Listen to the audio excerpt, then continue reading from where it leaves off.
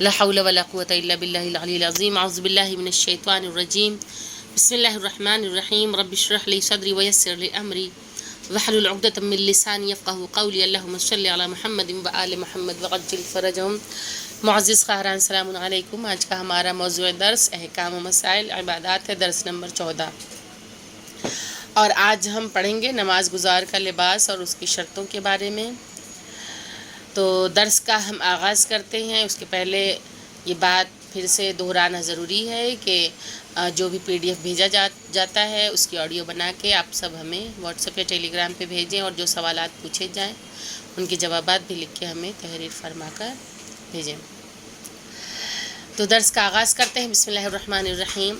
مسئلہ نمبر 966، نماز گزار کا لباس 7 شرطیں رکھتا ہے، ان میں سے 5 شرطیں مرد اور عورت میں مشترک ہیں، یعنی ایک جیسی، اور 2 شرط مردوں سے مخصوص ہے۔ الف، مشترک شرطیں۔ نمبر 1، لباس یا جو چیز بھی پہنے ہیں واجب مقدار میں بدن کو نماز میں چھپائے۔ نمبر 2، پاک ہو۔ نمبر 3، احتیاط واجب کی بنا پر مباح ہو، جائز ہو، نہ کہ وہ غصبی ہو۔ نمبر 4، مردار کے اجزاء سے نہ بنا ہو۔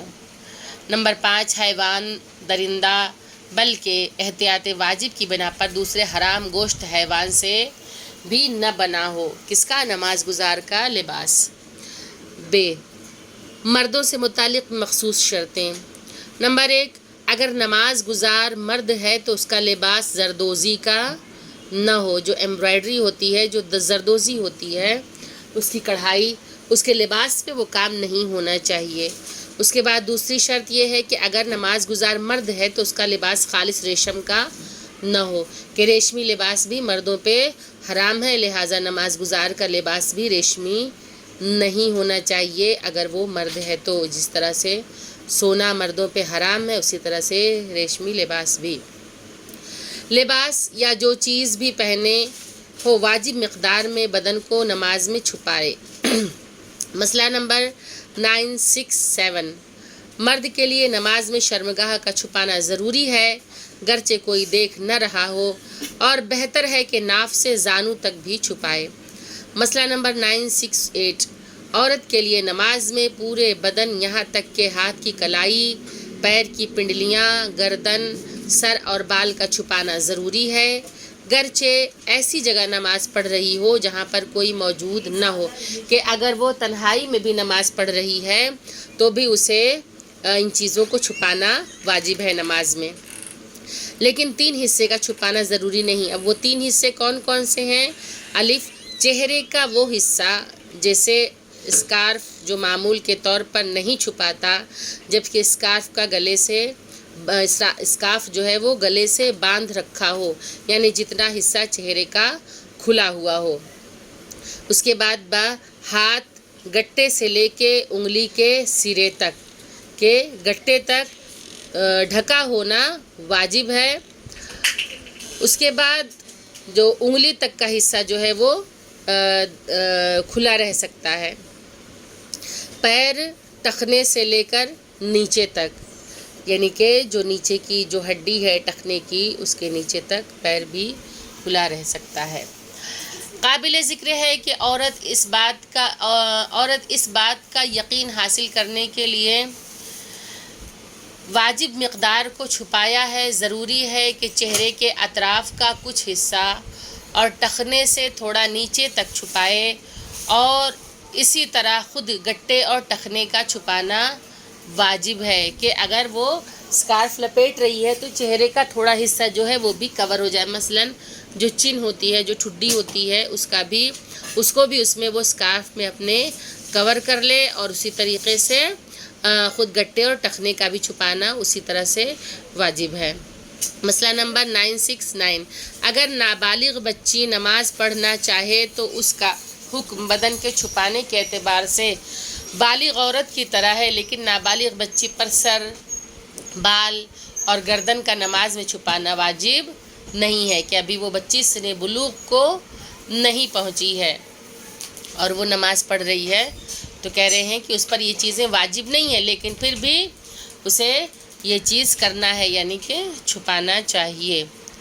مسئلہ نمبر 970، بالغ عورت کے لیے نماز میں گردن اور ٹھڈی کے نیچے کا حصہ چھپانا لازم ہے، لیکن ٹھڈی کا کچھ حصہ جو معمولاً اسکارف گلے سے باندھنے کے بعد رہ جاتا ہے چھپانا لازم نہیں ہے، کہ جو باقی حصہ بچا رہ جاتا ہے اس کا چھپانا لازم نہیں ہے۔ مسئلہ نمبر 971، عورت کے لیے احتیاط واجب کی بنا پر نماز میں اپنے بدن کو استثناء شدہ مقامات کے علاوہ خود سے بھی چھپانا لازم ہے۔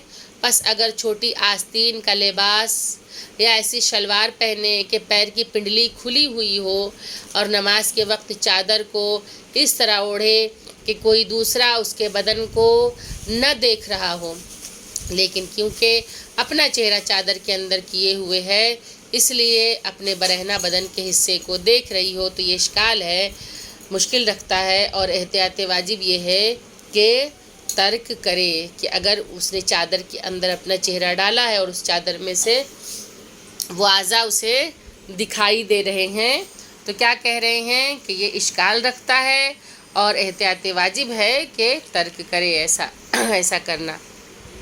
مسئلہ نمبر 972، جیسا کہ ذکر کیا گیا ہے کہ عورت کے لیے پیر کے ٹخنے سے نیچے کا حصہ نماز میں چھپانا ضروری نہیں ہے، لیکن توجہ ہونی چاہیے کہ نامحرم سے ٹخنے سے نیچے کا حصہ بھی چھپانا واجب ہے۔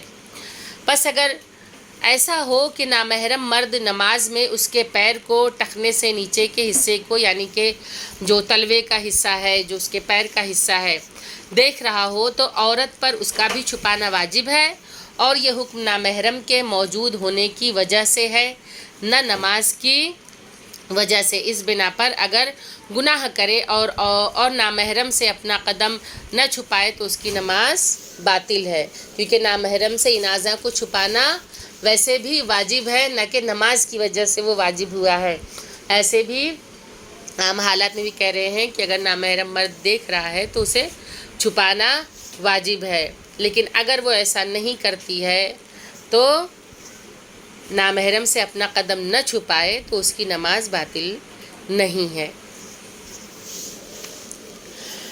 مسئلہ نمبر 973، زینت اور چہرے اور ہاتھوں کے گٹے سے انگلیوں تک کا زیور نماز میں اگر نامحرم نہ ہو تو چھپانا ضروری نہیں ہے، چنانچہ اگر نامحرم ہو اور اس کا چھپانا واجب ہو لیکن عورت اسے نہ چھپائے تو گناہگار ہے، لیکن اس کی نماز صحیح ہے، یعنی کہ جو زینت کی چیزیں اس نے پہنی ہوئی ہیں۔